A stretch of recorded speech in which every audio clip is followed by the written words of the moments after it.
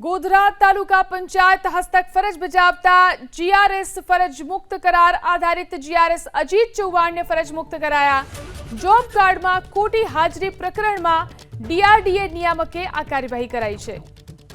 તો કરાર આધારિત જીઆરએસ અજીત ચૌહાણને ફરજ મુક્ત કરી દેવામાં આવ્યા છે। આ કાર્યવાહી જે કરવામાં આવી ગોધરા તાલુકા પંચાયત હસ્તક ફરજ બજાવતા જીઆરએસને ફરજ મુક્ત કરી દેવામાં આવ્યા છે। તો જીઆરએસ અજીત ચૌહાણને કરાયા ફરજ મુક્ત। જોબ કાર્ડમાં ખોટી હાજરી પ્રકરણની અંદર ડીઆરડી નિયામકે આ કાર્યવાહી કરી છે।